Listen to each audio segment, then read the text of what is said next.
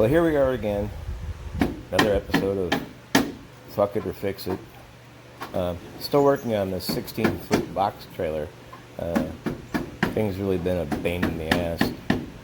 Trying to still preserve as much of the original part of the trailer as I possibly can as I reform and rebuild some fenders that have rusted away and fell apart. There's Ann. Hello, Ann. Her and Bryant are cleaning the garage. It's kind of a chore, kind of a task. What you can see here is the strip metal that we're putting back on the fender, basically framing back in and off of 2x12s. It may look like I know what I'm doing here, but realistically I'm a jack of all trades and master of none. Unless, of course, I'm putting a worm on a fishing hook. But that's a whole different story. So, little tar goo to help protect the wood.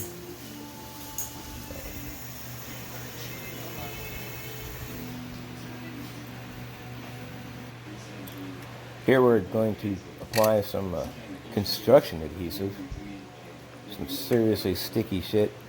Dries really quick too, but it creates a really nice, thick, heavy bond. It was a good choice for this particular part of the project.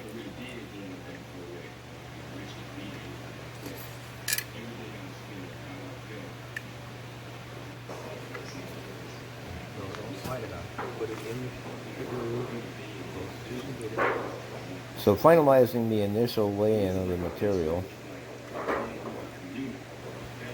Process is not to get too much of the glue moved around so we can smooth it out later and get everything tucked up underneath the original aluminum of the trailer as much as possible.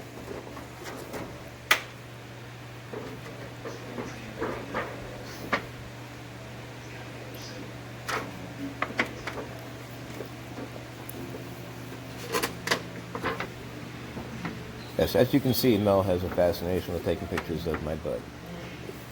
Get a lot of my butt in all of our videos. I hope you enjoy.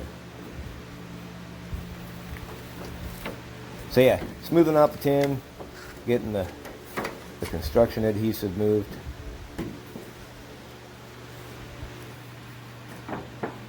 Takes a lot of pressing out.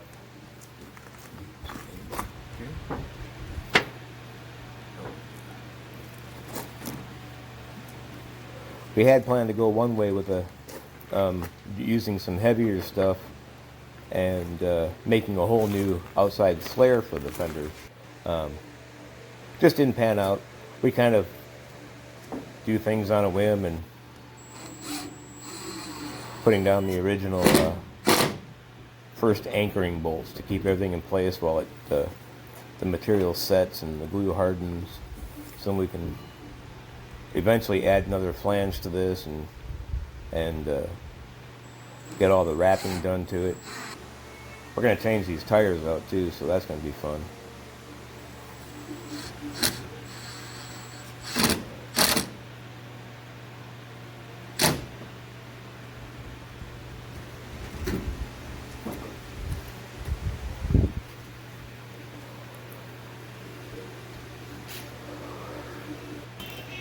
So, taking a break, we've got some sheet metal screws into the new material, holding it down onto those 2x12s.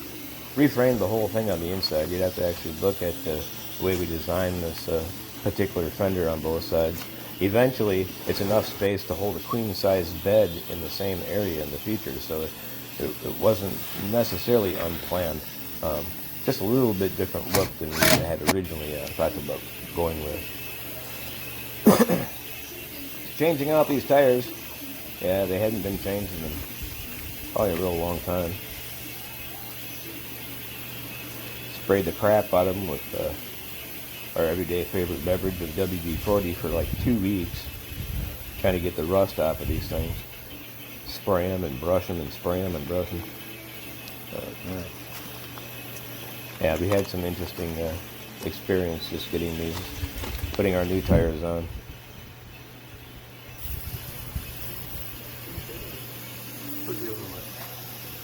Well, we pulled all the caps and re-greased everything to the maximum.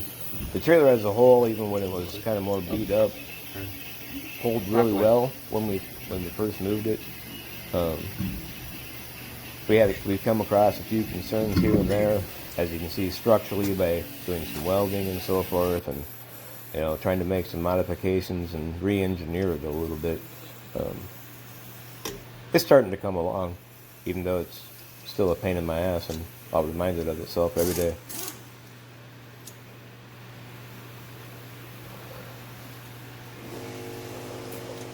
But like I said, right over the whole wheel wells, with a little modification and some OSB, you've got a bottom for a queen size bed.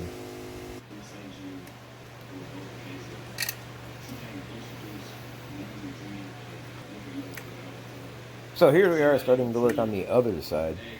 I know it doesn't look a whole hell of a lot different than the first side. But you can see the structural difference of what we had to cut away on this one is a little deeper.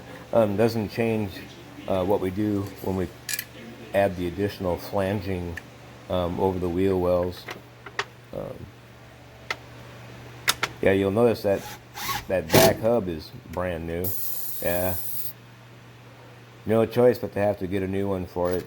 The other one was completely shot, and we wound up breaking the hub bolt on it, and well, $137 later, and 7 or 8 phone calls just to find the part, but we were back in business together.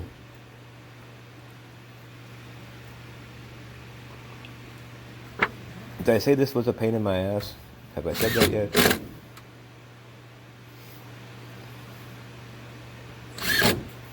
There's the old one. And the grease gun that we've emptied for the second time. Yeah, repacking all that. Took a lot of grease. But yeah, could never get those off. Those other floor bolts were not going anywhere. So I would have just wound up breaking all 4 of them. So we decided to just pull the spindle out, pull the bearings out, take the wheel off the hub, go get a new hub.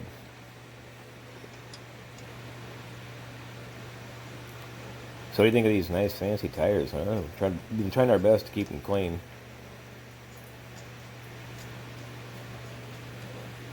You don't want to be seen driving around with used rubbers.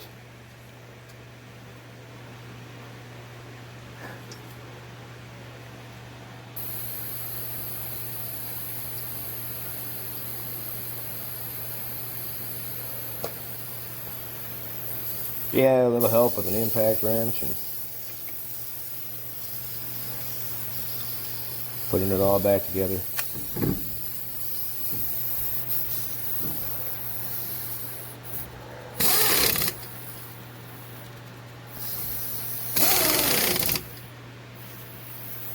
So yeah, we've been calling these segments fuck it or fix it. Well, yeah, we've been saying we should have fucked it a long time ago, but we keep fixing it. The rabbit hole seems a little deep once in a while. So anyway, this project's about 75% done. Make sure you hit the subscribe button and find us and like us on your favorite pieces of social media. We hope you enjoyed watching them. We enjoyed bringing them to you. Thanks again for watching.